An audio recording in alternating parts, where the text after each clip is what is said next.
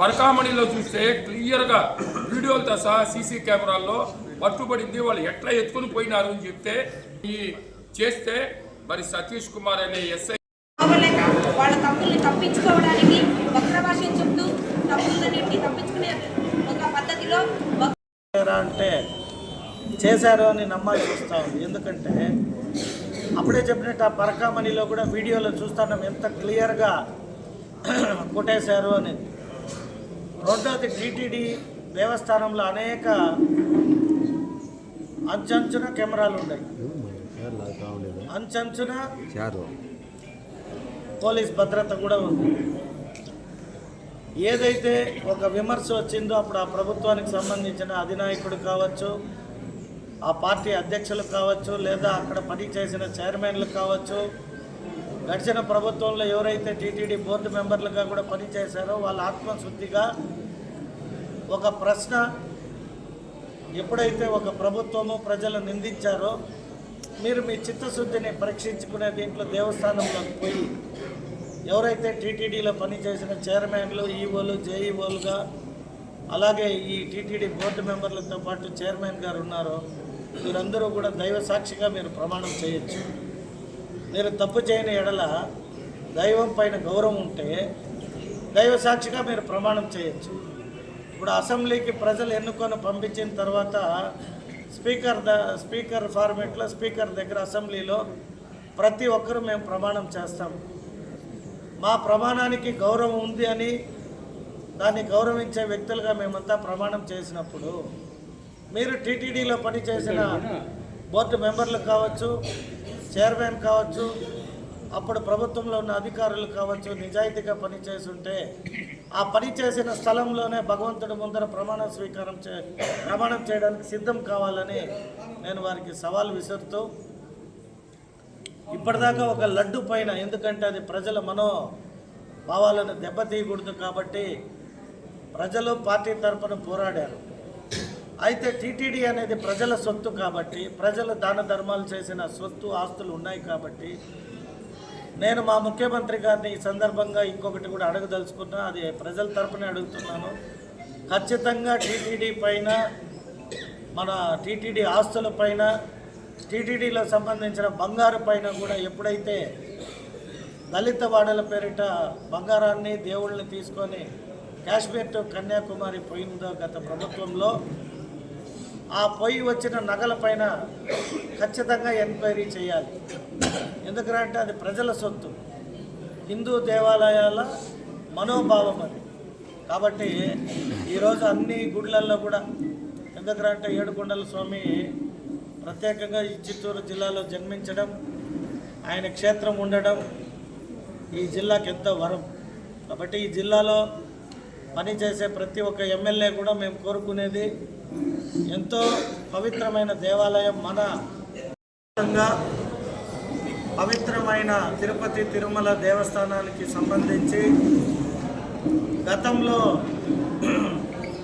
తెలుగుదేశం ప్రభుత్వానికి సంబంధించిన అధికారంలో ఉన్నప్పుడు టీటీడీ ఎలా ఉండింది, తర్వాత వచ్చిన వైఎస్ఆర్ ప్రభుత్వంలో తిరుపతి తిరుమల దేవస్థానం ఏ విధంగా ఉండింది, తిరిగి ఇప్పుడు వచ్చిన కూటమి ప్రభుత్వంలో తిరుపతి తిరుమల దేవస్థానం ఒక దేవాలయంలో సుందర వెంకటేశ్వర స్వామి ఆలయం మురకంబట్టు.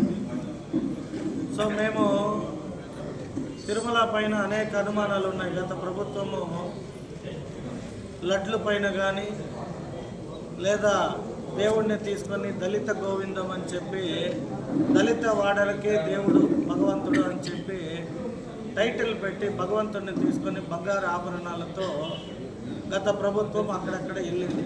కళ్యాణోత్సవాలు జరుపుతాము అని మేము మా ప్రభుత్వం వచ్చిన కొత్తలోనే నేను ఒక ఎమ్మెల్యేగా టీటీడీ పైన కొన్ని ప్రచారాలు వచ్చిన తర్వాత ఒక లడ్డే కాదు, ముఖ్యమైన అంశాలు మర్చిపోతున్నాము. ప్రజలు ఎంతో భక్తితో, గౌరవంతో, విలువలతో భగవంతుడికి సమర్పించిన నగల పైన కూడా ఆడిటింగ్ చేయాలి అని చెప్పిన మొట్టమొదటి ఎమ్మెల్యే ఆంధ్ర రాష్ట్రంలో. ఎందుకంటే మనం తినే అన్నము, ప్రసాదము లేదా లడ్ల పైన మాత్రమే చర్చకు వచ్చింది. అక్కడ కల్తీ జరుగుతుంది, కల్తీ జరిగిందని వాటిని ఒక సిట్ లేదా సిబిఐ సిఐడి ఎంక్వైరీ చేయమని గత ప్రభుత్వంలోనే అడిగినాం. తర్వాత వాళ్ళు చేయకపోతే మా ప్రభుత్వం వస్తానే వాటిపైన ఒక సిట్ కూడా వేయడం జరిగింది. అయితే వీటన్నిటితో పాటు తిరుపతి గోశాల ఇష్యూ పైన జరిగినప్పుడు ప్రతి సవాలుకి మేము తిరుపతి చేరుకొని గతంలో ఎవరైతే టీటీడీ చైర్మన్గా పనిచేసిన ఓన కరుణాకర్ రెడ్డి గారు ఒక సవాల్ విసిరాడు. ఆ సవాల్ని స్వీకరించి తెలుగుదేశం పార్టీ నాయకులు మేమందరూ ఎమ్మెల్యేలు సిద్ధమై గోశాల కాడికి పోతే మమ్మల్ని గృహ బంధించారు, మమ్మల్ని గృహంలో నుండి బయటికి రానిలేదంటూ ఒక డ్రామాకి తెరతీశారు.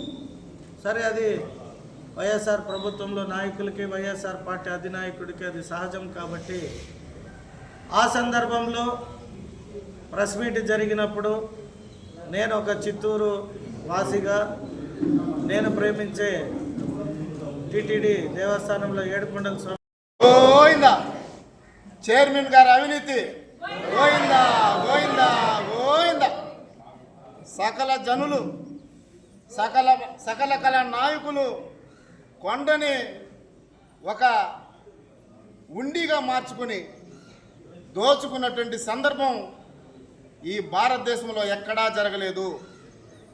అందుకే ఒక భర్తృహరి పద్యం చెప్పాడు. ఏమంటే, తివిరి ఇసుంబున తైలంబు తీయవచ్చు, ధవలి మృగతృష్ణలో నీరు తాగవచ్చు, కుందేటి కుమ్మును సాధించవచ్చు, కానీ మూర్ఖుల మనసును రంజింప చేయలేమని. ఈ సామెత ఎవరికైతే అచ్చగా వైఎస్ఆర్సీపీ నాయకులకి అనువదించవచ్చు. ఎందుకంటే వారు చేసిన పాపాలు కాదది, మహాఘాతుకం. ఎందుకంటే భారతదేశంలో హిందూ ధర్మం అన్నా, హిందూ సంస్కృతి అన్నా ఆ ధర్మానికి కట్టుబడి తమ ప్రాణాలను కూడా వదులుకుంటారే కానీ ధర్మాన్ని వదులుకోరు. అది మన హిందువుల యొక్క ప్రాముఖ్యత, ప్రతిష్ఠిత. కానీ మీరు ఒక దేవాలయాన్ని ఉండిగా మార్చుకొని, అంటే మీరు తల్లి పాలను కూడా మీరు అనర్థం చేసేటువంటి చరిత్రలకు తీసుకొచ్చినారు. ఎందుకంటే ఆ రోజు నెయ్యి చేయాలంటే, పెరుగు చేయాలంటే పాలు ఉండాలి. పాలు కూడా లేకుండా మీరు నెయ్యి తయారు చేశారంటే మీలాంటి గణపాటులు ప్రపంచానికి కూడా కావాలి. ఆ పనపాటిలు మీరు ఎంత ఘోరాతి ఘోరంగా రసాయనాలను కలుపుకొని మీరు నెయ్యి తయారు చేసి దాదాపు 1,61,00,000 కేజీలను నెయ్యిగా తీసుకొచ్చి మీ ఉండిల్ని మార్చుకున్నారంటే ఇది ఎంత ఘోరమైన పనో ఒక్కసారి మీరు తెలుసుకోవాల్సిన అవసరం ఉంది. అదేవిధంగా